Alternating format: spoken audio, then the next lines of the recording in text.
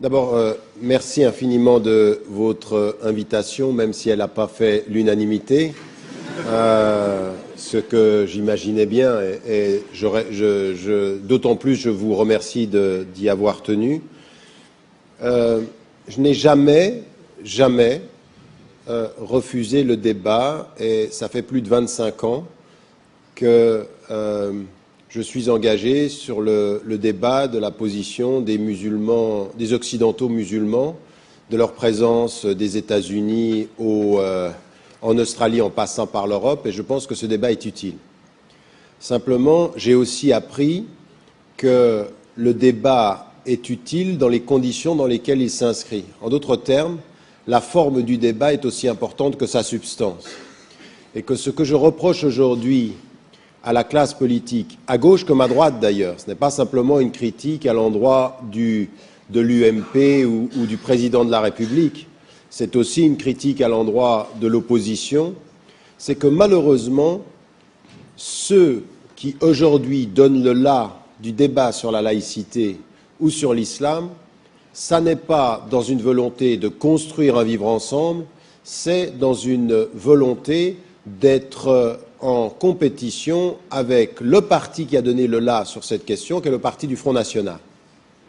La question de parler de l'islam est venue après que Marine Le Pen, tout à fait habilement, dit une chose dont elle sait qu'elle va faire la une pendant tout le week-end, à savoir ces musulmans qui prient dans les rues, il y en a marre, d'une certaine façon, ils sont en train de nous coloniser.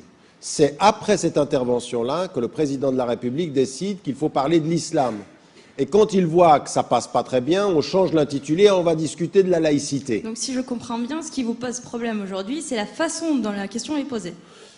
C'est pas simplement la façon, c'est l'atmosphère dans laquelle on pose la question et ce pourquoi on la pose.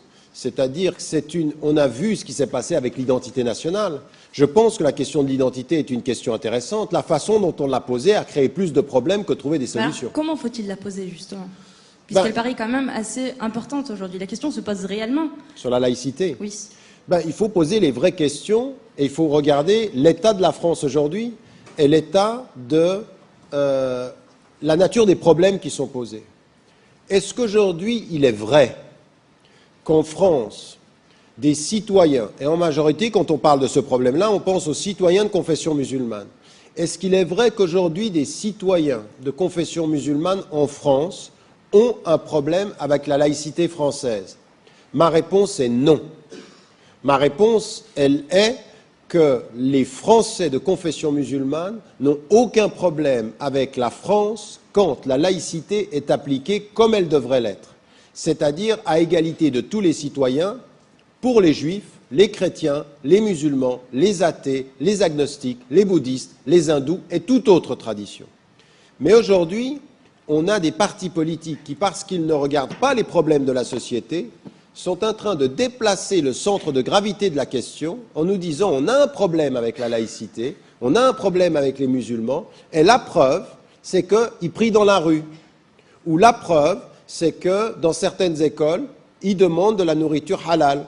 Ou la preuve, c'est le foulard dans les rues, ou la burqa. Et je pense qu'il faut faire attention à ne pas prendre un événement et en faire une controverse, mais qu'il faut prendre un mouvement historique et comprendre ce qui est en train de se passer. Or, ma position par rapport à ça, c'est que continuer en France à confondre la question de l'islam avec la question de la laïcité et y ajouter la composante de l'immigration, comme le fait le Front National et comme tous les autres partis le suivent, c'est non pas parler de la laïcité, mais c'est déplacer sur la question de la laïcité des problèmes qui n'ont rien à voir avec la laïcité aujourd'hui. Selon vous, qui pourrait donc être habilité à prendre en charge ce débat de la laïcité, si ce n'est ni le gouvernement ni les partis politiques? Alors attention, dans ce que je dis dans le texte, ça n'est pas exactement la conclusion à laquelle vous arrivez dans votre question. Qu'on lance un débat sur la laïcité, n'importe quelle institution, voire un État, peut lancer le débat à partir du moment où on se met bien d'accord que le débat, il a une nature constructive et non pas une nature de stigmatisation. Le chaos, l'échec du débat sur l'identité nationale est une preuve qu'un débat mal posé crée plus de problèmes qu'il n'en résout. Et donc il y a eu stigmatisation. 25 000 interventions sur le site Internet qui finalement déterminent que le vrai problème, c'est les Arabes et les musulmans. Si vous voulez créer du racisme dans le pays, vous ne faites pas autrement. C'est-à-dire que vous posez la question, qui est français? Et moi, avec la tête que j'ai, pas trop. D'accord? Donc c'est ça qu'on est en train de créer, on est en train de stigmatiser. Moi, je ne suis pas contre qu'on lance le débat et je n'ai pas un problème avec la source du débat. Ce qui m'intéresse, c'est, encore une fois, ce que j'ai dit, c'est quand le débat est posé. Maintenant, dans la citation que vous apportez, ce que je reproche à un certain nombre d'États en Europe et à l'État français en particulier, c'est qu'on nous parle de laïcité à longueur de journée, et si j'ai bien compris la laïcité, parce que je vais vous dire une chose, il y a 25 ans, quand j'ai commencé le débat, on me disait, pour voir la duplicité de l'homme, on me disait, il ne comprend rien à la laïcité. D'abord, lui, il est suisse, d'origine égyptienne. C'était circonstance aggravante. La deuxième des choses, c'est que quand je l'ai étudié avec des spécialistes, Émile Poula, Boussinesque, la Ligue de l'enseignement, on a fait un travail de fond. Ce que j'ai maintenant comme réponse, c'est attention, l'homme est malin, il connaît trop ce que c'est. Attendez, je ne comprends pas bien. Quand on comprend là où on vit, on comprend trop. Et la vraie question, elle est celle-ci. Elle est de dire ce que j'ai dit depuis 25 ans. Et vous avez des preuves, encore une fois, tous ceux qui jouent sur l'argument du double discours, comme il a été dit, ce sont des gens qui profitent du fait que 95% des jeunes qui sont dans cette salle n'ont pas lu de livre. Ils lisent pas. C'est soit je t'ai vu sur YouTube, soit c'est le 20h, soit c'est une émission de télévision. Mais il y a des livres, il y a des textes, il y en a 27, 28 maintenant, qui marquent une pensée qui a évolué sur 25 ans. Et qui dit quoi? Qui dit aujourd'hui, je suis absolument contre que l'islam français, parce que moi je ne parlais même pas d'islam de France ou de l'islam en France, moi je dis l'islam français, islamique du point de vue des principes, français du point de vue de la culture, a déterminé trois choses. Il respecte la loi du pays, la loi laïque, il parle la langue du pays, il parle français, et il est loyal pour l'avenir du pays. Ça, c'est mes trois principes, les trois L dont je parle dans le livre, il faut les trois L. Et ce que je mets en évidence, c'est que je suis opposé à ce que des pays étrangers, l'Arabie Saoudite ou le Maroc ou l'Algérie, interviennent et payent le culte. Je ne veux pas d'un islam sous contrôle, c'est-à-dire un islam autonome en France. Ça voulait dire que je disais au gouvernement français, soyez logique, ne venez pas nous dire à nous que vous voulez qu'on soit autonome et qu'on parle pas et qu'on n'ait pas de l'argent qui vient de l'Arabie Saoudite, et chaque fois que l'Arabie Saoudite vient et vous dépose 3 milliards, vous êtes les premiers à accepter. Parce que leur argent nous rend flexibles vis-à-vis de nos principes. Je veux pas de ça. J'aimerais des institutions musulmanes en France, où on va former des imams, où on va former le personnel religieux, dans la langue du pays et dans la culture du pays. Mais j'ai bien dit aussi qu'autant je veux que ce soit autonome vis-à-vis des pays d'origine, parce que maintenant c'est plus les pays d'origine, maintenant les gens sont français, ils sont chez eux, autant je veux pas que ce soit sous contrôle de l'État français. La laïcité, c'est que l'État français n'a pas son mot à dire sur la substance du culte juif, la substance du culte chrétien et la substance du culte musulman. Et là, qu'est-ce qu'on a? On a un ministre de l'Intérieur, à l'époque il s'appelait M. Sarkozy, qui, au moment des banlieues en 2005, fait intervenir une association nationale, l'association l'Union des organisations islamiques de France, et qui fait dire aux jeunes qui sont en train de mettre le feu dans les banlieues, il leur demande d'émettre une fatwa parce que mettre le feu aux voitures, c'est pas islamique. Mais quel est le rapport? Comment se fait-il qu'un ministre de l'Intérieur se transforme en moufti des musulmans? Elle dit, mais faites votre travail. Les banlieues, ça n'a rien à voir avec l'islam. Le banlieue, c'est la question socio-économique de ce pays. Mais vous imaginez bien que ce discours-là que vous recevez, parce qu'il a une certaine logique, eh bien, il est gênant par rapport au pouvoir. Parce que je mets le doigt là où ça fait mal. Je mets le doigt en leur disant, vous êtes en train d'islamiser la question sociale dans ce pays. Les banlieues, c'est pas l'islam. Les banlieues, c'est pas d'habitat. C'est pas de travail. C'est la marginalisation sociale. Il se trouve que la majorité des gens sont d'origine d'Afrique du Nord et qui sont dans la paupérisation sociale. Eh bien, c'est ça qu'il faut régler. Il ne faut pas leur parler de religion, il faut leur donner du travail. Il ne faut pas leur parler de vous êtes un peu arabe, il faut avoir... Mais vous voyez, ce discours-là, il est tellement clair que le seul moyen pour le rendre inaudible, c'est se dire attention, l'homme est intelligent, il vous dit ça, mais derrière la tête, il a autre chose. Donc moi, je n'ai pas le temps à perdre avec ça. Ce qui m'intéresse, c'est de dire je ne veux pas en France d'un islam sous contrôle de n'importe quelle république. Je veux que l'islam soit traité en France comme tous les autres cultes, à égalité de droit. Que sûrement vous avez évoqué tout à l'heure, beaucoup de hauts représentants religieux, je pense notamment à Monseigneur 23, archevêque de Paris, ou Tariq Oubrou, imam de Bordeaux, ont refusé de faire partie de ce débat. Doit-on voir là-dedans une preuve de la séparation stricte des églises et de l'État, ou au contraire un manque de dialogue dangereux, dans le sens où toutes les parties prenantes n'interviennent pas pour ce débat? Non, je pense que ce n'est pas une question de dialogue. C'est-à-dire que toutes les religions se sont réunies, vous le savez, 4 jours avant, pour émettre ensemble une déclaration en disant « Nous refusons ce dialogue-là, qui est un dialogue de la stigmatisation ». Donc, en fait, ce qu'il dit, c'est la même chose que moi. On est d'accord là-dessus. C'est-à-dire qu'il faut refuser qu'un dialogue soit lancé, non pas avec l'idée constructive de résoudre un problème, mais de marcher sur les plates-bandes. En fait, c'est un débat qui a pour fin, la finalité du débat, c'est pas comme vous pourriez le penser, vous et moi, on va travailler sur la laïcité et se poser des problèmes, essayer de résoudre les problèmes, c'est en fait de marcher sur les plates-bandes d'un parti qui est en train de devenir un parti très dangereux pour tous les partis français. Mais je vous dirais une chose, ils ont pris cette position, même le grand rabbin Bernheim, il est allé et il a répété, après sa participation, c'était le seul représentant qui y était allé, en disant « Nous sommes contre un débat dont l'objectif va être finalement de parler de l'islam sans le dire et qui va aboutir à la stigmatisation. » C'est tout. À partir de là, c'est ça qu'il faut critiquer. Et quand j'ai signé la pétition, moi j'ai signé une pétition, j'ai toujours dit, moi je signe une pétition en fonction du texte. Je ne demande pas qui a signé d'autres ce texte pour savoir si je vais le signer. Je ne vais pas être d'accord avec tous ceux qui ont signé.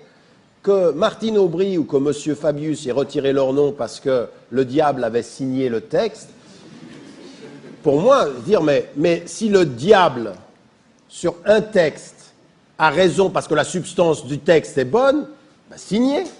Vous signez un texte, vous ne signez pas la personne. Et donc, en l'occurrence, ils sont tombés dans un piège. Pourquoi? Parce qu'on est dans un débat politique. C'est ça mon problème aujourd'hui.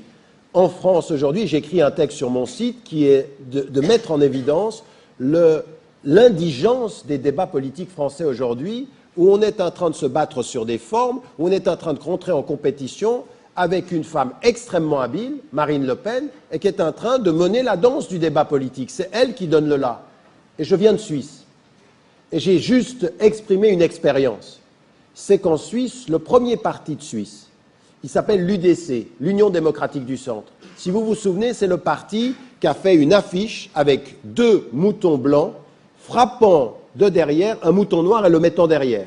Ensuite, ils ont fait une deuxième affiche, ils ont fait le drapeau de la Suisse, ils ont transformé les minarets en missiles et au premier plan, une femme en burqa. Plus clair, tu peux pas. Ça veut dire, ils nous colonisent. Ce parti-là est devenu le premier parti de Suisse.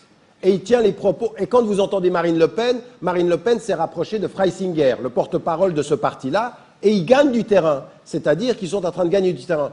Je dis aujourd'hui en France, faites attention. Mais pourquoi ils sont en train de gagner du terrain, justement? Peut-être parce que la question se pose réellement? Non. Non, attendez, c'est pas parce que... Non. Savoir utiliser les questions qui font peur ne veut pas dire que la question que l'on pose est légitime. Aujourd'hui, il y a une chose que nous partageons tous, il faut la regarder en face. On est en train de parler de l'islam et on est en train de parler de l'immigration parce que nos populations en Europe sont traversées par des peurs. Ces peurs, elles sont de 4 natures, ou en tout cas, elles ont 4 causes.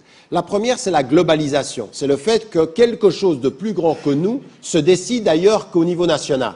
Et donc, on voit l'Europe, on voit le G20, on voit qu'on est impliqué dans des décisions politiques qui ne sont pas décidées au niveau national. Le deuxième facteur, c'est l'immigration. Et ça fait peur à tout le monde. Pourquoi? Parce qu'aujourd'hui, l'Europe, statistiquement, le sait. Elle ne peut pas survivre économiquement sans immigrés. En d'autres termes, on a beau dire que les immigrés font un problème, on sait qu'économiquement, nul autre qu'eux font le travail que nous ne voulons pas faire. Et les statistiques de l'Union européenne sont claires, il nous faut entre 15 et 20 millions d'immigrés dans la prochaine génération pour la survie économique de l'Europe. Donc on a une nécessité économique et une résistance culturelle. Et donc ça fait peur, on se dit mais attendez, nos rues elles changent. Troisième facteur, la nouvelle visibilité des populations d'origine d'Afrique du Nord ou d'Afrique et qui sont majoritairement musulmanes. Hier, on les appelait des Sénégalais, des Algériens, des Marocains, des Turcs. Maintenant, c'est tous des musulmans. Et donc, c'est devenu un facteur d'identification. On se dit, ils sont en train de nous coloniser.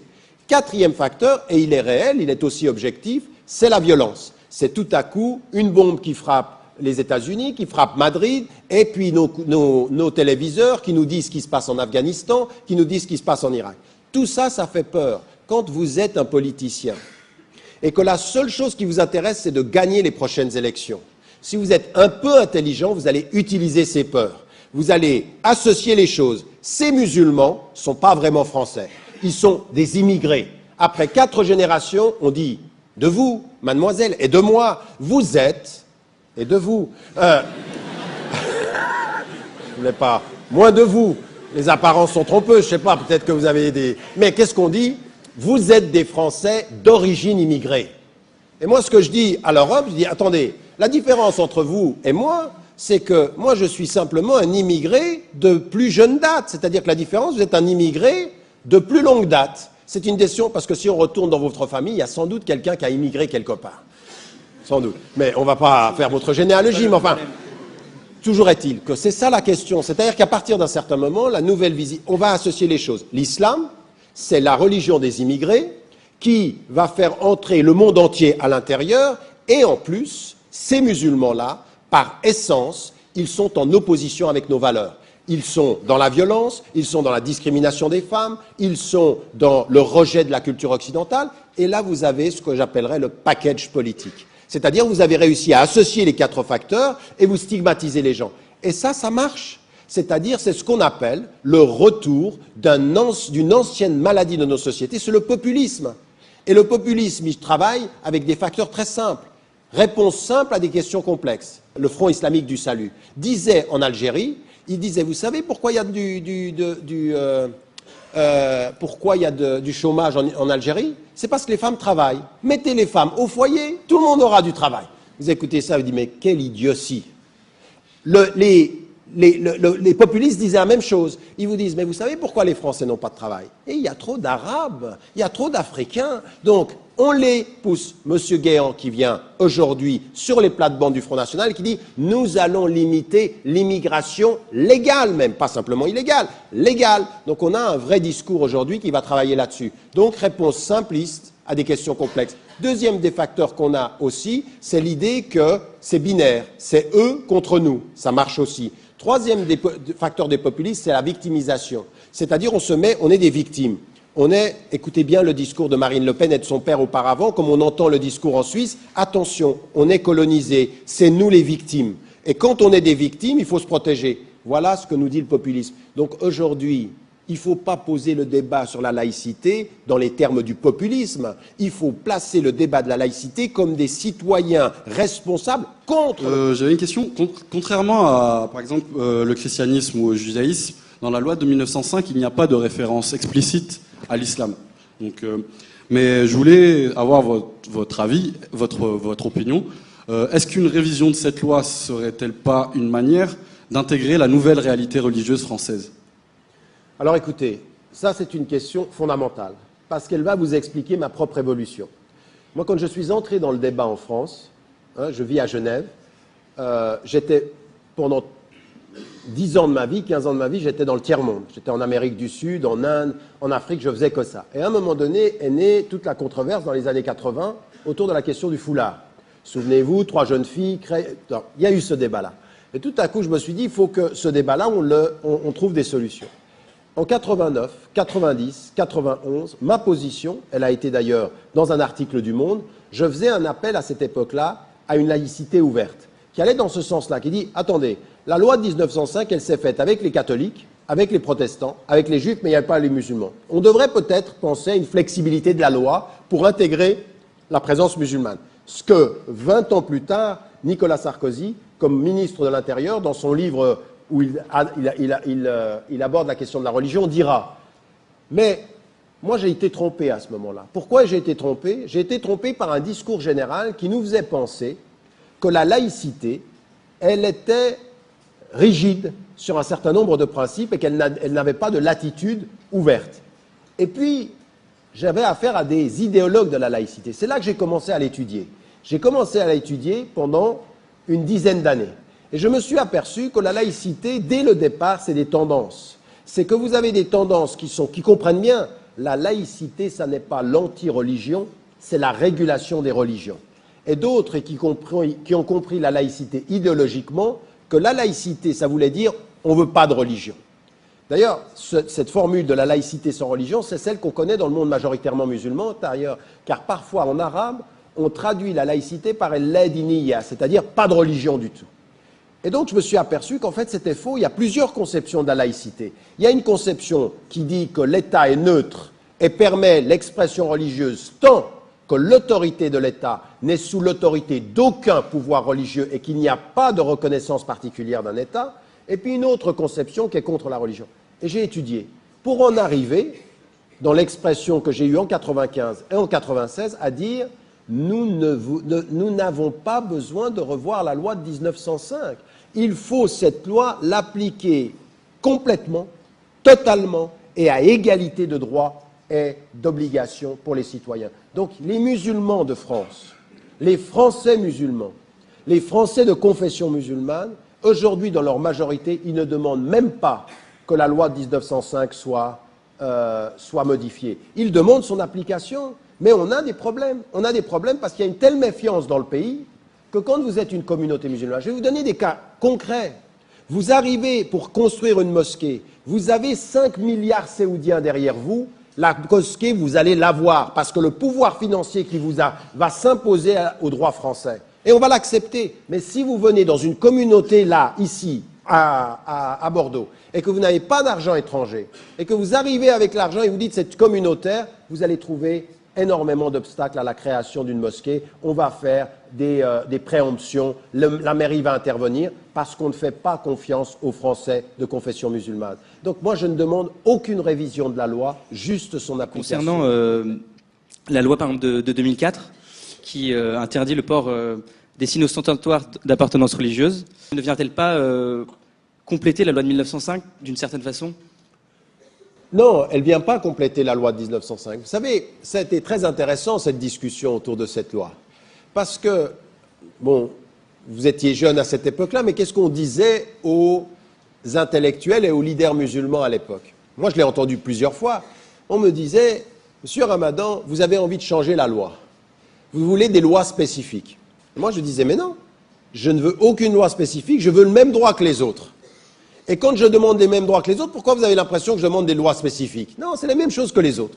La même chose. Qu'est-ce que vous appelez la même chose que les autres? C'est-à-dire, la séparation de l'autorité du politique et du religieux veut dire que l'État n'intervient absolument pas dans les questions du culte de la religion concernée. Jamais vous n'entendrez un ministre français de la République dire quoi que ce soit sur le rabbinat ou sur la loi juive. Pas un. Que des rabbins ne serrent pas la main, vous entendrez jamais. Un rabbin ne serre pas la main, eh bien, il y en a qui ne serrent pas la main. Par contre, un imam, un imam n'a pas serré la main. Quand on dit on veut des femmes dans les mosquées, mais depuis quand est-ce que vous vous êtes intéressé à comment est-ce qu'on gérait la question? Moi, je suis pour que les femmes entrent dans les mosquées. Je suis un féministe sur plein de questions islamiques. Mais quand je vois des gens qui viennent me donner la leçon, on dit vous, les musulmans, vous avez un problème avec les femmes dans la hiérarchie religieuse. Mais attendez, vous êtes occupé du fait que dans le clergé catholique, il n'y a pas de femmes? Vous en êtes occupé? Ah non, ça c'est... Ça, là, la laïcité fonctionne, pour les musulmans, ça ne fonctionne pas. Donc vous êtes le moufti des musulmans et l'État des chrétiens. Non, ça ne va pas. Traitement égalitaire. Ça ne veut pas dire que les musulmans ne doivent pas se poser des questions sur des traitements discriminatoires. Moi, je n'ai jamais dit le contraire. Mais ce que je veux, c'est l'égalité de traitement. Donc, si vous voulez, dans cette loi de 2004, quand moi je disais on ne veut pas changer la loi, et finalement, qui a changé la loi? Qui a changé la loi de 2005 en ajoutant cette clause-là? Parce que s'il a fallu une loi le 15 mars 2004, c'est bien que la loi de 2005 Elle était plus large que ce qu'on a voulu en 2004. Donc on a changé la loi. C'est peut-être aussi parce que justement l'islam n'était pas... L'islam ne figurait pas dans la loi de 1905. Ah oui, mais ça, vous voyez, c'est assez amusant, parce que pour ne pas dire qu'on parlait du foulard, on a dit on ne veut pas voir les signes religieux. Mais attendez, vous avez vu l'état du débat quand vous aviez le ministre de l'Éducation, qui est quelqu'un que je connais bien, avec lequel j'ai eu des débats philosophiques, que je serai le dernier à critiquer sur la nature de son intelligence, où il a commencé à nous parler de la barbe de la nature, de la longueur de la barbe des garçons. Attendez, mais soyons sérieux. Et qu'on nous disait, à partir de quel moment la grandeur d'une croix devient ostensible sans être ostentatoire? Parce qu'ostentatoire, c'est la volonté de la montrer, ostensible, c'est qu'elle est vue sans que vous ayez la volonté de la montrer. Alors ça, c'est pour le pinaillage terminologique, on ne fait pas mieux. Ça voulait dire quoi? Ça voulait dire qu'en fait, ce qu'on visait, c'était les musulmans. Tout le monde le savait. Tout le monde savait ceci. Ma position, c'est pourquoi faut-il, quand les musulmans viennent, qu'au lieu qu'on applique la loi égalitaire de tous, on restreigne la loi parce qu'ils sont gênants. Et donc, j'étais contre cette loi. Je veux dire qu'il faut aussi que la France sache qu'elle vit dans un monde où il n'y a pas simplement les Arabes et les musulmans d'un côté et la France. La Grande-Bretagne, les États-Unis, la Suède, le Danemark, l'Espagne, l'Italie, la majorité des pays européens ont considéré que ce n'était pas une bonne loi. Donc, les Européens ont dit à la France, ce n'est pas une bonne loi. Mais elle a été votée. Alors regardez ma position. Pour qu'on l'entende une fois pour toutes et que là, on me dise où vous voyez la possibilité d'un discours qui ne soit pas clair. Parce que c'est toujours ça que je dis aux gens. Dites-moi où le discours n'est pas clair. La loi a été votée. La loi a été votée. Je suis un légaliste. Quand la loi est là, je peux ne pas l'aimer. Je peux considérer que c'est une mauvaise loi. Je vais de l'intérieur continuer le débat. Comme par exemple en Afrique du Sud. La loi sur l'apartheid qui faisait que quand tu étais un blanc, tu prenais un bus, quand tu étais un noir, tu prenais un autre bus. J'étais contre cette loi. On l'applique, mais on y résiste de l'intérieur dans un débat démocratique. Je n'aime pas les lois discriminatoires. Et je pense que là, c'est une loi discriminatoire. Quand on impose à une jeune fille qui arrive à l'école, tu enlèves ton foulard, je n'aime pas ça. Mais qu'est-ce que j'ai dit aux jeunes filles? J'ai dit aux jeunes filles, si vous devez choisir entre le fait de porter le foulard et aller à l'école, allez à l'école. Aller à l'école, c'est la priorité. Vous ne pouvez pas avoir un discours plus clair que ça. C'est de dire aux Français, non seulement je vous demande d'appliquer la laïcité, mais quand vous y ajoutez des lois que je n'aime pas, je vais les respecter encore. La raison pour laquelle on a mis cette loi, on a voté cette loi, c'était parce que on pense que porter des signes ostentatoires d'appartenance religieuse à l'école, par exemple, entraîne en quelque sorte le communautarisme. Je suis un enfant de l'école laïque où je rentrais dans l'école, j'étais dans l'école de l'État et j'étais avec tout le monde. Et que je pense qu'au lieu de pousser les femmes à aller, ou les jeunes filles à aller dans des écoles privées, je veux dire, on veut des écoles privées. Je suis contre le principe de l'école privée, moi. Mais justement, si on accepte le voile, donc selon vous, on devrait laisser les filles porter le voile à l'école publique. Oui, partout. Moi, je suis pour un principe si clair. Si on accepte cela, finalement, est-ce que ça va pas entraîner finalement le communautarisme? C'est-à-dire que les filles dans l'école qui vont porter le voile vont avoir tendance à rester entre elles. Mais c'est le contraire. C'est le contraire partout. C'est que les jeunes filles, je veux dire, tous les exemples montrent, aux États-Unis, en Angleterre, partout où on a laissé les jeunes filles, c'est le contraire qui se passe, c'est qu'elles sont plutôt tendance à s'ouvrir sur des personnes. Et vous voyez des filles qui portent le foulard, qui n'en portent pas, des filles qui ne sont pas musulmanes, ensemble. Là, on a fait quoi? On les a poussées à l'extérieur. En fait, on les pousse à aller vers des écoles privées ou à ne pas aller à l'école. Alors moi, ma réponse, elle est claire. Aller à l'école, même sans foulard. Mais depuis quand la tenue vestimentaire fait que vous choisissez vos amis, vous? Je sais pas, moi, les personnes qui ont un style vont avoir tendance à rester avec des personnes qui ont leur style. Enfin, c'est quelque chose de normal, non? Mais écoutez, je vais vous dire une chose, juste si vous me permettez de répondre à ça. D'abord, je ne suis pas sûr que cette logique fonctionne. Moi, je ne vois pas des ordres de gens stylés d'une certaine façon dans les couloirs des écoles. Je ne crois pas. Je crois qu'on choisit ses amis sur d'autres considérations. Et même pour moi, je crois que c'est toujours mieux pour des jeunes filles qui portent le foulard ou pour des gens qui s'habillent de quelque façon que ce soit, d'être ensemble. Mais vous savez, au fond, tout ça, là, on est à la périphérie de la question. Parce que le but, c'était de dire... Moi, j'ai entendu des gens qui me disaient « l'école est un temple, c'est sacré, on ne vient pas avec des tenues particulières ». Je dis « attendez, ne transformez pas l'école en un lieu religieux où il y a du temple et du sacré. C'est un lieu d'échange et de la connaissance. Et moi, je veux que l'école... elle soit neutre, mais qu'on se mette d'accord sur la neutralité. Qu'est-ce que c'est que la neutralité de l'école? Est-ce que c'est dans la façon dont s'habillent les élèves ou est-ce que c'est dans la façon dont s'habillent les maîtres? Non. La neutralité, c'est dans la transmission de l'objet enseigné. C'est-à-dire que c'est ça qui doit être neutre. Écoutez, j'ai fait ma première thèse sur Nietzsche, qui a dit Dieu est mort. Je l'ai enseigné, Nietzsche. Je disais pas, Nietzsche a dit Dieu est mort, ce mécréant.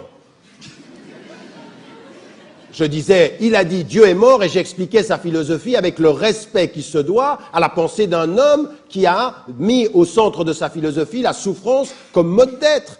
C'est ça qui m'est demandé à moi comme enseignant, c'est de donner la matière de mon enseignement de façon neutre. Mais si les élèves confondent ma tenue vestimentaire avec ce que je dis, ou si moi je regarde leur tenue vestimentaire pour savoir comment fonctionne leur esprit, il y a une distorsion intellectuelle là. C'est une distorsion intellectuelle. Une fois, une jeune fille entre dans une salle, elle dit un truc hyper intéressant dans une discussion. Le type il la regarde, il dit « Ah, mais ce que vous dites là, c'est hyper intéressant. » Du style « Avec ton foulard, tu réfléchis pas. » Mais on en est là. Cette discussion-là a amené ceci. Et moi, je suis assez d'accord avec Régis Debray, qui disait « Mais il faut aller jusqu'au bout. » Comment ça se fait que dans les écoles, quand vous arrivez avec une certaine tenue vestimentaire, si vous n'avez pas une croix trop visible, parce que là aussi, vous avez vu, vous, les gens qui avaient la croix de la même taille toujours ensemble, moi, je n'ai pas vu. Mais la croix, ou la kippa, ou le truc, on ne les veut pas. Mais vous rentrez à l'école, et sur l'école, vous avez Coca-Cola, vous avez Nike. Vous avez déjà vu quelqu'un qui dit « restez à la porte » ? Pourtant, ça, c'est pas neutre. C'est une vraie politique de la consommation. C'est quoi Coca-Cola? C'est une multinationale qui rentre à l'école. Et lui, il disait, on veut être neutre, il faut même ça, il faut l'interdire. À la limite, faire remettre l'uniforme. Non, on veut la neutralité du religieux, mais tu laisses entrer l'économique. L'économique n'est pas neutre. Par exemple, comment la laïcité peut-elle être appréhendée sans pour autant tomber dans un modèle de type anglo-saxon? Parce que je pense que c'est quand même une peur que les Français ont de ne pas tomber dans une communauté, dans un espace de vie qui ressemble à ce qu'on voit en Angleterre, par exemple. Comment elle pourrait gérer ça? D'abord, je vais vous dire une chose. Moi, je suis très critique. Je vis à Londres. Je suis très critique du modèle anglais qui a parqué les gens par origine ethnique et puis les gens restent un peu entre eux. Sauf dans certaines régions. Si vous allez à Londres, par exemple, Londres, c'est une ville très cosmopolite. Vous voyez des gens de toutes les couleurs partout, même si on a des secteurs quand même. Mais pour moi, ce n'est pas l'idéal. Et souvent, quand on a voulu me critiquer, on a dit, Tariq Ramadan, ce qu'il veut, c'est le modèle anglo-saxon. C'est qu'on n'a rien lu de ce que j'ai écrit sur la critique du modèle anglo-saxon. Mais si on veut résoudre le problème en France, ce n'est pas en agitant l'épouvantail anglo-saxon, c'est en regardant les problèmes. Quand vous vous promenez en France, et moi je le dis souvent à vos politiques et je le dis souvent aux gens, parce que souvent ceux qui disent ou qui me démonisent en public, c'est des gens que je vois en privé et qui veulent l'opinion parce qu'ils connaissent, ils savent que je connais le terrain. Moi ça fait 25 ans que je parcours ce pays. Je suis allé pratiquement dans toutes les villes de France et il y a des endroits que je connais très très bien. Quand vous voyez la France, le problème de la France aujourd'hui, c'est effectivement il y a de la ségrégation sociale. La ségrégation sociale qui sont ce qu'on a appelé les banlieues ou les cités, mais on a aussi des cités résidentielles où il n'y a que des très blancs, de classe moyenne et qui ne se mélangent pas. On a aujourd'hui une société très sectarisée, très basée sur la ségrégation. Et on regarde l'Angleterre et on dit nous on ne veut pas de ségrégation ethnique comme vous. Mais quand on regarde la France, on se regarde mal. Ce qui est en train de se passer en France, c'est que c'est peut-être pas forcément fondé sur l'origine ethnique, mais c'est sur le statut social. Vous avez des lieux où les gens sont des pauvres. C'est des gens où il y a de la violence, où il y a de la drogue, où il y a des vrais problèmes sociaux. Et donc, comment on va résoudre ça? En disant simplement l'unité de la République en le clamant ou en ayant une vraie politique de l'union de la République. L'unité de la République, si vous voulez mon avis là-dessus, et c'est ce que j'ai écrit dans une lettre à Libération, lettre ouverte au ministre de l'Éducation et au ministre de l'Intérieur. Il faut deux axes essentiels. Le premier, c'est une politique urbaine. Et la politique urbaine, ce doit être une politique de mixité sociale. C'est-à-dire qu'il faut casser ces banlieues et il faut faire sortir les gens de ces lieux-là. Il faut accepter la mixité sociale. Ça veut dire qu'il faut arrêter, quand vous vous appelez, moi si j'appelle aujourd'hui un appartement qui est dans une zone résidentielle, classe moyenne, majoritairement des Français de souche, comme on dit. Encore une fois, des immigrés de plus longue date. Donc, si j'appelle avec, j'ai pas d'accent, enfin on va peut-être se dire il est un peu suisse. Mais quand je vais, on va peut-être me dire l'appartement est libre. J'y vais, on voit ma tête, l'appartement il est pris. Combien il y en a qui vivent avec ça? Cette discrimination à l'habitat. Ça, il faut le résoudre. La mixité sociale passe par des politiques urbaines où on casse ces ghettos géographiques. Deuxième des choses, une vraie politique éducative. Une vraie politique éducative. Moi, j'ai parlé avec des inspecteurs de l'enseignement qui vous disent, vous allez dans des lieux, c'est des classes où vous envoyez des profs qui ne sont pas formés, éduquer des jeunes qui sont impossibles. Ils sont impossibles parce qu'il n'y a pas de discipline, parce que c'est difficile. Normalement, on devrait envoyer les enseignants les mieux formés. Ils n'ont pas envie d'y aller parce que ce n'est pas pour eux qu'ils ne voient pas l'enseignement de cette nature-là. Une vraie politique éducative. Une politique qui est pour une égalité d'opportunités, une égalité dans l'accès au savoir. Où elles sont ces politiques éducatives? 2005 est passé par là. La France était à feu et à sang. Dites-moi concrètement ce qui a été fait dans les banlieues qui ait permis une politique urbaine et une politique sociale digne ce nom. Si ce n'est de nous ramener chaque 3 ans la laïcité, les musulmans, le problème. C'est pas ça le problème de la France. Donc moi, si je veux pas de l'exemple français, je commence pas à islamiser les problèmes. Je commence à poser les problèmes en tant que Français. Vous êtes pour l'application stricte de la loi de 1905. Complètement, oui. Tel que l'est monsieur Éric Zemmour. Mais il semblerait pourtant... Vous me direz tout à l'heure pourquoi vous applaudissez, mais bon. C'est juste pour me soutenir, parce que, avec ma question précédente, là, ouais. Mais il semblerait pourtant que vous soyez en léger désaccord avec lui. Donc, y a-t-il une divergence d'interprétation dans la loi? Quelle est la vôtre? Et comment expliquer ces divergences? Ben, écoutez, c'est assez clair. Vous faites référence à un débat qu'on a eu. Vous savez, j'ai eu un débat avec lui à la télévision française, et je suis radicalement en opposition avec ses vues, sur plusieurs domaines, hein, pas simplement sur la question de l'islam, sur la question des femmes, sur la question de l'ère de l'époque contemporaine. Mais je vais vous dire une chose, autant je suis radicalement en opposition, autant de tous ceux que j'ai pu confronter sur la scène médiatique, c'est un des rares qui a parlé de la substance du débat et qui ne m'est pas pris et qui ne m'est pas attaqué sur des questions personnelles. Parce qu'aujourd'hui, j'ai énormément de peine à avoir un débat serein en France sur la substance, sur ce qu'on fait maintenant. Souvent, c'est votre grand-père, votre frère, Jules de chez Schmitt d'en face. Vous voyez, c'est le genre comme ça. Donc, on a, sur cette question-là, un désaccord important. C'est que Éric Zemmour, pour lui, la laïcité et la loi de 1905, c'est une loi d'assimilation. C'est-à-dire, il vous dit, à Rome, tu fais comme les Romains. Oui. Et moi, ma question, il dit, bon, ça veut dire quoi? Il dit, il faut changer la tenue vestimentaire, parce que lui, en plus, il va très très loin. Par exemple, sur la question du foulard. C'est pas simplement à l'école. Lui, il veut que dans la rue, on n'en voit pas. C'est-à-dire, le seul musulman acceptable pour Éric Zemmour, c'est ce que je lui ai dit, c'est le musulman invisible. On veut pas te voir. C'est-à-dire, l'assimilation, elle est complète. Je lui dis, mais ça va, mais le problème, c'est que, regardez ma couleur, je fais comment quand je viens d'Égypte et que j'ai cette couleur-là? Je vais être visible dans la rue. Et quand vous êtes visible sans l'être vraiment, vous devenez d'autant plus suspect quand vous donnez l'impression de vouloir être ce que vous n'êtes pas. Et donc, en l'occurrence, je crois qu'il a un projet qui est absolument pas du tout réaliste. Il ne regarde pas la réalité des sociétés qui changent. La société française, elle est en train de changer. Quand il dit « à Rome, tu fais comme les Romains », c'est bien. Mais moi, ce que je lui ai envie de lui dire, mais Rome, avec le temps, change. Rome, avec le temps, devient multicolore. Il y a différents... Regardez cette salle. Il y a 30 ans, vous auriez réuni des gens dans cette salle-là, ça aurait été, excusez-moi l'expression, un peu plus blanc. Ça se colorie. Alors après, vous pouvez dire, ben oui, mais c'est vrai, c'est concret, c'est-à-dire que les sociétés changent, il faut l'admettre. Éric Zemmour, il veut une loi où on doit effacer toute aspiration ou toute différenciation. Je lui dis, mais ça, c'est une des visions de la laïcité. C'est une vision assimilationniste totale. Et moi, je dis non. Je dis que la laïcité, c'est une loi, un corps de loi qu'on doit respecter, mais qu'à l'intérieur du respect de la loi, on a la possibilité d'avoir une liberté de conscience, une liberté de s'habiller comme on veut, des couleurs que l'on veut, tant qu'on respecte la loi. La loi, elle ne m'impose pas de disparaître. Dans un débat que j'avais eu avec Marine Le Pen, elle me regarde comme ça. Oui, j'ai eu un débat assez intéressant, troublant parce que la femme est intelligente, parce que la femme, elle sait de quoi elle parle, elle sait très bien exactement où ça touche. Je veux dire que sur les 10 coups qui sont partis en politique intérieure sur les 3 derniers mois, les 10 coups, sur les 10, il y en a 9 qui partent, elle donne le là de la politique intérieure aujourd'hui.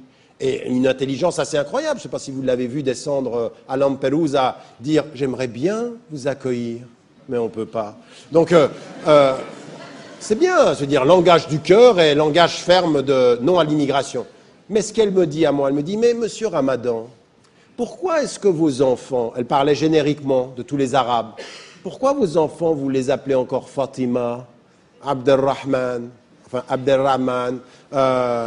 Ahmad, mais pourquoi vous ne les appelez pas Laetitia, Catherine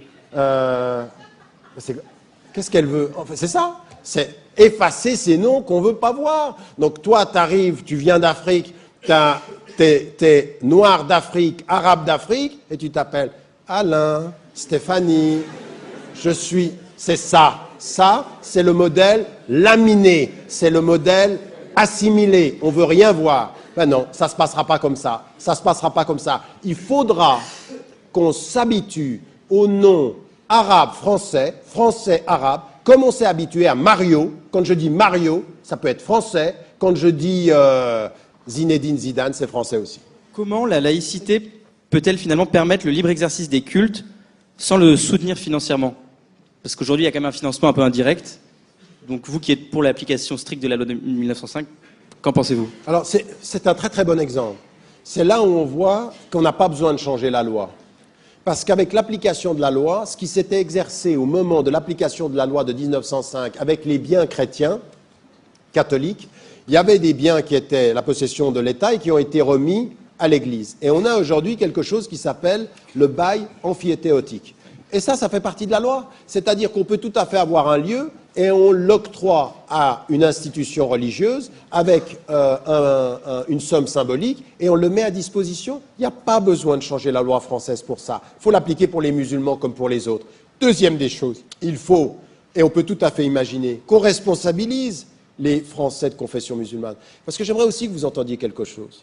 Et j'aimerais que vous l'entendiez très très fort parce que s'il y a une chose que je dis depuis 25 ans, c'est de dire aux Français de confession musulmane, arrêtez le discours victimaire. Vous n'êtes pas des victimes, vous êtes des sujets, il faut vous prendre en charge. Et que quand vous dites Sarkozy, ou le président Nicolas Sarkozy, ou le ministre de l'Intérieur Guéant, ils ont envie de nous manipuler, de nous contrôler, attendez, vous n'êtes contrôlé que dans la mesure où vous êtes contrôlable. C'est-à-dire que si vous ne faites rien pour vous autonomiser, pour vous organiser, pour avoir une voix plurielle, n'allez pas plaindre ou blâmer le discours ou le politique d'utiliser vos faiblesses. Un politicien intelligent utilise les faiblesses de ceux qui ne savent pas s'organiser. Donc je suis par rapport aux leaders musulmans en train de leur dire, vous devez vous organiser. On peut tout à fait imaginer là-dessus qu'il y ait une institution qui vienne de la communauté musulmane, qui vienne de la pluralité dans la communauté musulmane, car la communauté musulmane, elle n'est pas monolithique, elle est plurielle. Il faut différents courants qui viennent ensemble et que ceux-ci permettent le financement aussi des mosquées. Et il faut une troisième chose, un discours très clair à l'endroit des maires. Vous avez entendu dans le dernier les 3 heures qui ont eu lieu sur la laïcité, l'une des clauses, c'était de demander aussi aux maires de regarder pour les carrés musulmans, pour pouvoir régler cette affaire-là. Mais on peut tout à fait aussi imaginer qu'on demande aux maires de façon claire, quand vous avez des Français qui vivent là et qui ont capitalisé, qui ont cherché de l'argent et qui viennent avec l'argent pour construire des mosquées, eh bien, il faut que de ce point de vue-là, qu'on leur fasse confiance et qu'on leur permette de construire, non pas que l'on préempte pour les empêcher. Et il faut que les musulmans comprennent, vous n'êtes pas obligés d'avoir des mosquées cathédrales. Vous avez simplement besoin de mosquées qui répondent aux besoins de la communauté et faites-les dans la culture française.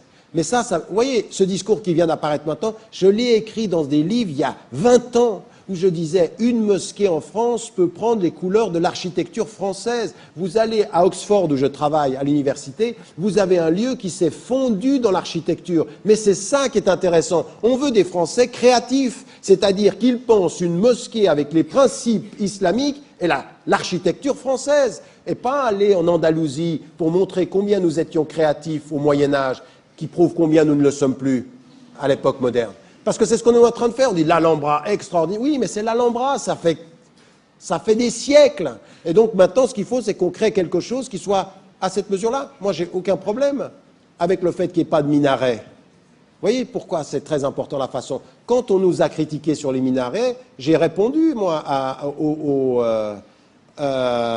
l'UDC en leur disant « Mais ce n'est pas une obligation de l'islam, le minaret. Mais la façon dont vous posez les questions, c'est qu'en fait, vous voulez que disparaissent les signes visibles des musulmans. C'est là que ça pose un problème. » Donc moi, encore une fois, de ce point de vue-là, c'est dans cette ligne que je serai. On a tous les moyens de répondre, je peux vous le dire, mais vraiment, et je mets au défi n'importe quelle politique de me prouver le contraire, en 15 ans, en France, on a les moyens de l'intérieur, dans le respect de la laïcité française, sans aucun changement de la loi, de produire l'autonomisation de l'institution des mosquées en France au point que dans 15 ans, il n'y ait plus personne qui prie dans la rue. On n'a pas besoin de changer la loi, il faut simplement régler le problème de l'intérieur. Dans votre livre, Mon intime conviction, dans un chapitre intitulé Défi, donc c'est exactement de ça dont on parle, il est urgent de cesser de blâmer la société qui ne nous aime pas, l'islamophobie ou encore le racisme, et de justifier ainsi une passivité coupable. Vous parlez de passivité coupable. Est-ce que ça ne serait pas ce qui est en train de se passer un peu en ce moment, quand on a un débat peut-être m'a posé? Est-ce qu'il n'y a pas quelque part un manque de volonté ou un manque voire de courage de cette communauté face à ces questions pour rendre audible leur point de vue et leur discours? Je suis d'accord sur la critique générale de l'attitude des musulmans et de ce sentiment victimaire, mais pas sur cette question-là. Je pense que sur cette question-là, au contraire, il y a eu presque, étonnamment, et de façon assez saine, un consensus dans toutes les tendances musulmanes, le CFCM et les autres, de dire ce discours-là, dans ces termes-là, on n'en veut pas. On ne rentre pas là-dedans. Et on l'a fait avec les autres religions. Donc au contraire, là, ce n'est pas une passivité coupable. D'une certaine façon, encore une fois, il y a des débats, la façon dont les termes sont posés sont viciés. Il ne faut pas y être. Ça, on n'en veut pas. Ce que vous faites là, ça n'a rien à voir avec un débat constructif sur la laïcité. Ne prenez pas ce dernier débat comme un exemple de la passivité et du désaccord, parce qu'au contraire, ça a été une position active et ordonnée. On est contre. Et je pense que c'était juste. Parce qu'aujourd'hui, ce débat, il n'a été produit que par réaction à l'avancée statistiquement prouvée du Front National sur le terrain. Le débat sur l'islam, la laïcité et l'identité nationale n'ont rien à voir avec un vrai débat construit. C'était la tendance de l'ouverture à droite après que l'ouverture à gauche ait échoué. Ça, c'est autre chose. Alors, encore une fois, il y a des jeux politiques, il y a le gouvernement qui utilise telle personne ou telle personne. Ça, on le sait. Mais, encore une fois, on est utilisé dans la mesure où on est utilisable. Et là, ce qu'il faut, c'est qu'en matière de représentation religieuse, les musulmanes et les musulmans fassent un vrai travail. Que sur les questions comme celle-ci, je pense qu'il y a un vrai... Attendez, encore une fois, sur le discours sur la laïcité, le discours majoritaire des organisations qui sont présentes en France, c'est de dire on n'a aucun problème avec la laïcité. On n'a aucun problème avec la laïcité, on accepte le cadre légal. Donc arrêtons de parler de ça et parlons des vrais problèmes. Pardon.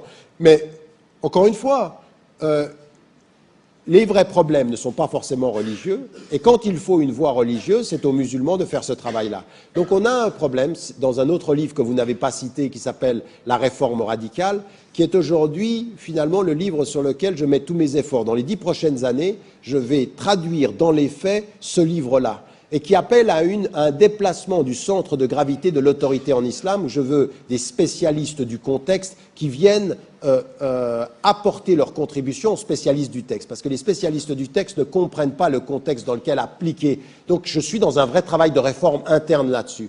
Mais ce travail-là, qui doit être fait, qui doit aller dans ce sens-là, par rapport à la représentation, je mets dans ce livre-là que l'autorité musulmane est en crise. Qu'aujourd'hui, au niveau international comme au niveau national, on ne sait pas qui parle au nom des musulmans. Et que les premiers responsables de ceci, c'est à eux de faire ce travail-là. Donc, je n'ai absolument pas d'attitude uniquement de critique par rapport aux sociétés occidentales, mais un vrai travail interne, je le dis sur 3 points. La question de la crise de l'autorité, la question des femmes et du leadership féminin à l'intérieur des communautés musulmanes aujourd'hui, et toute la question aujourd'hui du vrai rapport à l'autonomie de la personne. du sujet. Ça, ce sont des questions fondamentales qu'il faut qu'on aborde et qu'on aborde dans de nouvelles plateformes où se questionne cette représentation. Aujourd'hui, vous faites pour rompre ou essayer de rompre avec l'image d'intellectuel controversé qui finalement vous suit. Et quel effort vous faites pour... Écoutez, c'est difficile. Quand vous commencez par me présenter comme un intellectuel controversé, elle ne me suit pas, elle me précède carrément. Donc, écoutez, je vais vous dire une chose qui est simple. J'en parle dans le livre. Et ce qui se passe ici, le fait que je sois dans cette école et qu'on m'ait reçu ici, c'est pour ça qu'il faut que j'en salue les autorités. La France est le seul pays où, dans les 10 dernières années, je ne suis intervenu que 2 fois dans le cadre académique. C'est le seul pays. En Angleterre, je suis considéré comme un intellectuel de l'apaisement, de l'ouverture. Aux États-Unis, je pars dimanche aux États-Unis. Les 8 universités les plus importantes, je vais y intervenir, donc je fais ce travail critique. Et donc, je ne suis pas du tout perçu comme autant controversé, même si la France a essayé, par l'intermédiaire de certains politiques, d'amener cette position-là, ou ce questionnement-là, cette duplicité-là, au niveau européen. Ça ne marche pas. Ça ne marche pas parce que j'ai 25 ans de travail qui montrent ça. Aujourd'hui, en France, ce que j'entends, c'est que je ne suis peut-être même pas un intellectuel, je ne suis sans doute pas un théologien, je suis la moitié d'un philosophe, pas vraiment français, enfin je suis la moitié de tout ou presque rien, pour utiliser la formule de Jean Kelevitch. Donc, moi ça ne m'intéresse pas. Ce qui m'intéresse aujourd'hui, ce n'est pas de répondre à ça.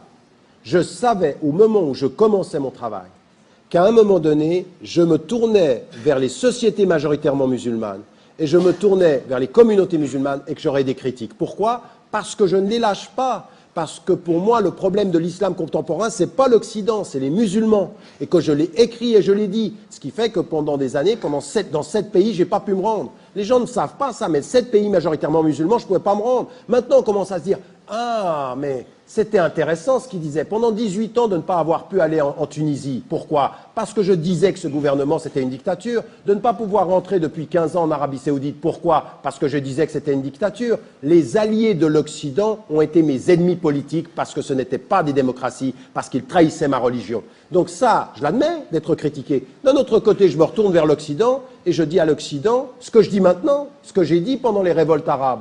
C'est bien beau maintenant de venir nous expliquer la démocratie. Pendant 30 ans, vous avez dealé avec des dictatures, que vous étiez l'ami de Ben Ali, que vous avez été l'ami de Kadhafi qui vient mettre sa tente en plein milieu de Paris et que tout le monde se tait, tente ou pas, parce qu'il a le pétrole qui nous fait accepter sa tente. Ça, pour moi, ça voulait dire, à un moment donné, quand vous êtes dans cette position-là, il faut accepter d'être critiqué des deux côtés. Ça s'appelle un intellectuel controversé. Moi, j'appelle ça un intellectuel engagé.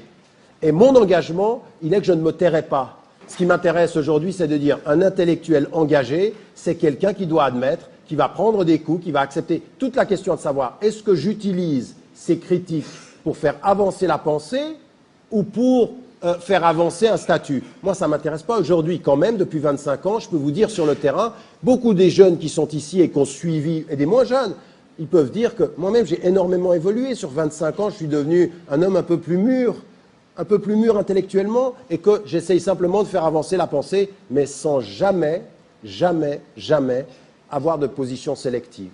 Je ne veux pas de position sélective. Et cette position sélective, je ne l'ai ni avec les musulmans, ni avec l'Occident, et moi je suis un occidental musulman, donc je l'assume. J'aurais juste voulu savoir, au début, vous parliez beaucoup donc, de la montée, enfin de la dérive vers le populisme. Je voulais savoir aujourd'hui comment faire face à ça, faire face à une dérive donc de plus en plus présente, avec de moins en moins de place dans les médias.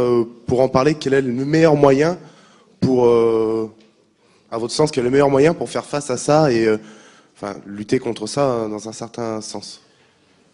Écoutez, c'est une question qui est vraiment critique et centrale.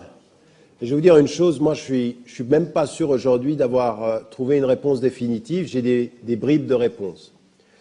Vous savez, je suis tellement pour le dialogue, je suis tellement pour confronter les idées. J'ai été habitué qu'à ça, moi. Je suis rentré dans la vie active par le fait du dialogue tout le temps. Je veux dire, quand j'étais avec les théologiens de la libération en Amérique du Sud, j'étais tout le temps dans le dialogue et dans l'action, j'ai connu que ça.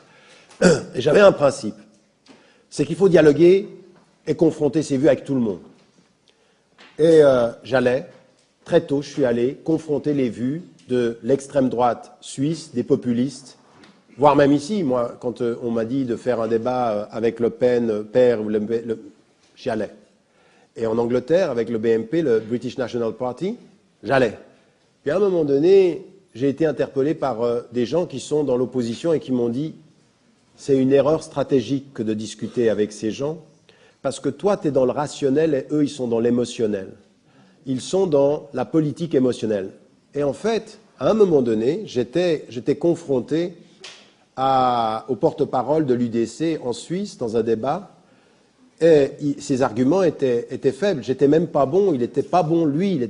Et en même temps, le fait qu'il soit si mauvais par rapport à moi a fait que dans l'image, je suis paru plus dangereux que lui. Donc, le fait que je gagne par le débat m'a fait perdre par le politique. Et après, j'ai réfléchi, j'ai dit, mais est-ce qu'il faut confronter les vues avec tout le monde? Est-ce qu'il faut débattre avec tout le monde?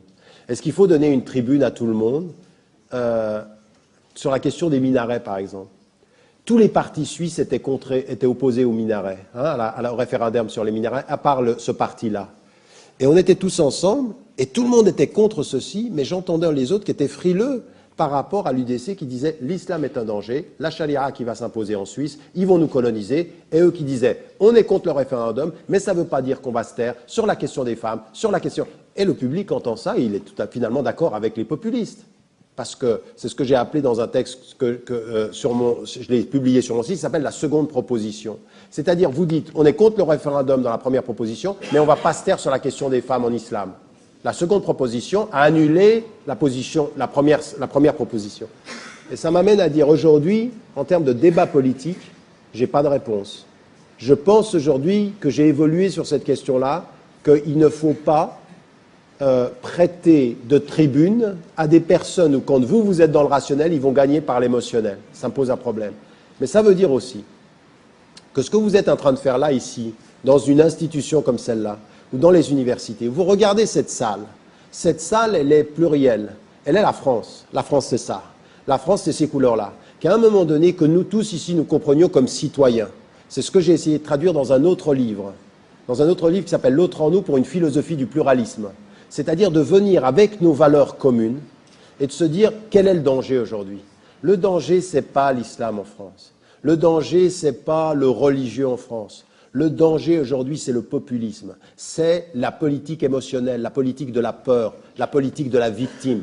C'est ça le danger. C'est des gens qui vous font croire que c'est l'étranger qui vous prend votre travail. C'est des gens qui vont pas d'immigration, qui veulent aujourd'hui contre l'immigration clandestine, mais qui acceptent l'exploitation.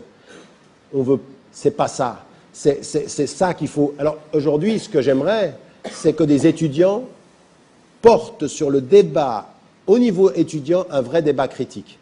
Que dans la société, on se réconcilie avec la complexité, qu'on se réconcilie avec un sens de la lecture. Vous savez, je pense qu'il faut que nous réconcilions avec 4 disciplines à enseigner. L'histoire, parce que de très très très mauvaises tendances du passé sont en train de revenir. Le racisme et la discrimination, les choses qu'on a entendues dans les années 30 et 40 reviennent. Il faut qu'on enseigne l'histoire des religions, pour qu'on comprenne ce que ce sont ces religions.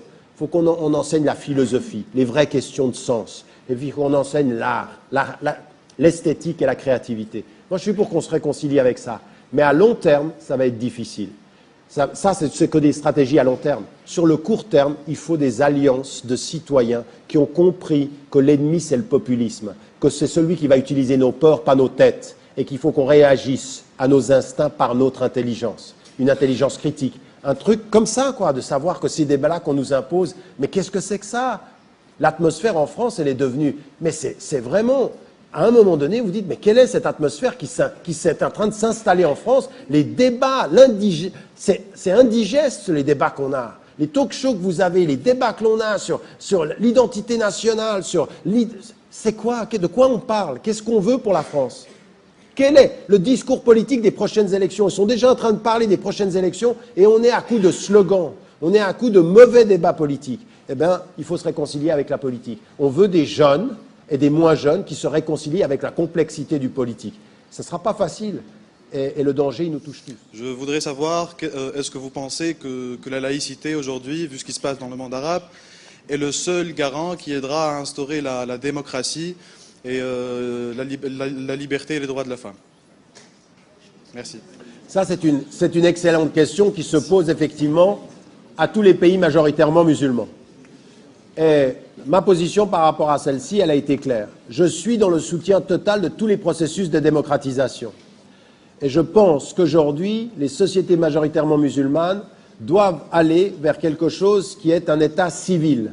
C'est-à-dire, effectivement, le fait qu'il n'y ait pas d'imposition d'une religion sur l'ensemble des autres, mais quelque chose qui soit quelque chose qui, en plus, si on lisait, encore je ne parle pas de vous, mais des choses que j'ai exprimées très très tôt dans un livre qui s'appelle Le face-à-face des civilisations, quel projet pour quelle modernité, dans la réforme radicale, dans les articles que j'ai écrits dans tout le processus, parce que là j'ai suivi tout ça de façon très très proche, eh bien, je mettais en évidence qu'il n'y a rien en islam qui s'oppose sur la séparation des autorités. Il n'y a rien en islam qui s'y oppose. Et que, je dis simplement une chose à l'Occident, n'exportez pas dans le monde majoritairement musulman des mots qui, dans le monde majoritairement musulman, n'ont pas du tout la même connotation. Raison pour laquelle je vous parle d'état civil qui distingue les autorités de façon claire, sans opposition de la religion, ce qu'on appelle el dawla el madaniya en arabe. Ça, pour moi, j'ai aucun problème. Et dans le débat critique que j'ai, même avec des courants qui sont historiquement plus liés à l'islam politique, je leur dis, ça, c'est important parce qu'il y a 5 principes sur lesquels il ne faut pas que l'on transige. L'état de droit, la citoyenneté égalitaire, le suffrage universel, le fait qu'on travaille par mandat, quand on est élu, on doit rendre compte de son mandat, et la séparation des pouvoirs. Ça, c'est une position qui, pour moi, est claire. Mais quand vous allez dans le monde majoritairement musulman et que vous arrivez avec le terme laïcité, il faut qu'on fasse attention et qu'on comprenne ce qui s'appelle en discours élémentaire et politique l'empathie intellectuelle. Savoir ce que les gens ont vécu. La laïcité dans le monde majoritairement musulman, ce n'est pas du tout la laïcité française qui a permis l'expression du protestantisme, du judaïsme et de la diversité religieuse. Qu'est-ce que c'est? Ça a été des gens comme Ben Ali, ça a été Moubarak, ça a été Hafez el-Assad, ça a été Saddam Hussein, qui au nom de la laïcité ont imposé le pouvoir dictatorial. C'est-à-dire, c'est séparation des pouvoirs sans la démocratie. Donc la laïcité, ça a été perçu comme la colonisation qui nous revient, et l'autorité dictatoriale. Donc il faut trouver une formule, une terminologie qui réponde à la tradition du pays et qui soit positive et non pas qui nous rappelle d'anciens souvenirs. Atatürk, même aujourd'hui, qu'on dit le garant de la laïcité en Turquie, c'est à coup de trick. Il mettait les gens en prison, il torturait les gens. On le sait aujourd'hui, l'histoire nous le dit, ce que ça a été l'imposition. C'est pas de cette laïcité-là. Raison pour laquelle, quand j'ai eu... Là, on a fait un débat avec Abdelwahab Medeb dans Le Monde qui va paraître sur ces questions-là, mais on l'avait eu à la télévision, et je lui ai dit, Monsieur Medeb, je vous en voudrais toujours d'avoir, au nom de la laïcité, accepté de soutenir Ben Ali, qui était un dictateur, et que vous ne l'ayez jamais dénoncé. Vous ne pouvez pas, au nom de la laïcité, supporter la dictature. La laïcité, c'est la séparation des autorités et la démocratisation sociale. Donc c'est pour ça que ma position sur votre question, voyez comment c'est encore plus cohérent que cette position que j'ai ici, et je l'applique de façon extrêmement claire pour les sociétés majoritairement musulmanes. Ça n'est pas pour moi de dire que la religion n'a aucun rôle, mais elle n'a pas le rôle de l'imposition de la norme et du dogme sur la conscience des gens. Vous ne pouvez pas faire ça. Vous laissez les gens être libres. Raison pour laquelle, quand on m'a parlé du foulard, par exemple, ma position, je me promène partout dans le monde et on l'a refusé. Quand on est venu me dire vous êtes un soutien de l'Iran, qui en Europe, dès 1979, puis dès 1989, a dit au gouvernement iranien imposer le foulard à toutes les femmes, ça n'est pas islamique. Qui a dit la fatwa contre Salman Rushdie, c'est une fatwa inacceptable? Je l'ai toujours dit, ce qui fait que je ne suis jamais allé dans le pays pour me voir aujourd'hui en France accusé de soutien et d'avoir condamné en même temps ce qui s'est passé après les élections. Ce que j'aimerais vous dire, c'est que cette position, pour moi, il faut qu'elle soit extrêmement claire. C'est pour ça que votre question sur ce qui se passe là-bas a un lien direct sur ce qui se passe ici. C'est-à-dire toujours la même attitude. Et quand je parle du foulard, je dis, il est interdit, dans une société majoritairement musulmane, au nom de la religion, d'imposer à toutes les femmes de porter le foulard. Ça veut dire que c'est pourquoi j'ai critiqué l'Iran et que je ne peux pas rentrer en Arabie Saoudite. Pour moi, ça ne se défend pas. Ça ne se défend pas de l'imposer. Mais je pense aussi que la France devrait entendre aussi qu'on ne peut pas, au nom des droits de l'homme, imposer aux personnes de l'enlever. Laissez les gens à leur liberté. Je voudrais savoir, qu'est-ce que vous pensez de le port de la burqa en lui-même? Est-ce que c'est vraiment l'islam, quand on dit que la femme doit porter le hijab et elle doit être, on va dire, mastoura, je ne sais pas comment on dit ça en français. Et est-ce que, pour vous, c'est la bonne vision du hijab, la burqa? Faut vous rendre compte d'une chose. Moi, je vis à Londres. Avant de venir ici à Paris ou en France, on a eu une discussion sur la question de la burqa pour une enseignante. La femme de Tony Blair, qui est avocate, Cherie Blair, a décidé de prendre position en faveur de la jeune fille pour qu'elle puisse enseigner avec la burqa. Et on m'a posé la question, et donc tous les musulmans étaient contents. On m'a posé la question, et j'ai dit en Angleterre que pour moi, la burqa n'était pas islamique, et que je pense que ce n'était pas une bonne solution que de la porter. J'ai pris une position contre l'avis de la majorité des musulmans anglais qui soutenaient cette position-là. J'ai dit, je ne crois pas que ce soit une bonne solution, et je pense de ce point de vue-là qu'il faut faire un travail éducatif. Quand je suis venu en France, et que 4 ans plus tard a commencé cette affaire-là de la burqa, qui a été lancée sur une centaine de personnes, ma position n'a pas changé. La burqa, à mon sens, n'est pas une prescription musulmane. Elle n'est pas ce qui est demandé à une femme qui veut suivre les prescriptions musulmanes. Mais la question que j'ai par rapport à la France n'est pas celle-ci. La question, c'est quelle stratégie faut-il mettre en place pour faire évoluer les choses? Alors qu'une femme vienne vers moi et me dise, de mon plein gré, je pense que c'est islamique. Je ne vais pas lui dire, je ne vais pas la bannir. Je lui dis, je pense que tu as tort. Je vais débattre de ma compréhension de l'islam avec elle. Mais je pense que cette idée qu'on résout les problèmes à coup de loi, à coup de vous ne pouvez pas marcher dans la rue, vous ne pouvez pas conduire, on arrête une femme. On a créé une atmosphère en France où on a arrêté une femme parce que soi-disant elle avait une mauvaise visibilité, puis que finalement elle a eu raison, elle a gagné dans son procès. La question qui se pose, c'est que la majorité des musulmans et des institutions musulmanes de France ont votre position. C'est-à-dire que ça n'est pas une prescription musulmane. Mais toute la question, elle n'était pas celle-ci. On peut dire, on ne pense pas que c'est une prescription musulmane ou une obligation, mais interdire la burqa comme ça a été fait, ça n'est pas la bonne solution parce que ça ne résoudra pas le problème. Beaucoup des femmes vont rester à la maison, et puis comme je l'ai répété tout le temps, moi ça me fait sourire, oui, de voir notre hypocrisie au quotidien. Où on dit par exemple, on ne veut pas de burqa, mais quand la femme d'un prince de pétromonarchie va venir et qu'on ne veut pas la voir dans la rue, on va faire comment? On va dire au prince, vous venez pas? On va faire une exception, parce qu'il a l'argent qui nous fera faire l'exception. Aujourd'hui, on dit aux gens, vous ne travaillez pas pendant la nuit. Il y a des princesses qui viennent des pétromonarchies qui font ouvrir des magasins pendant la nuit en France. On le fait, ils ont l'argent pour payer.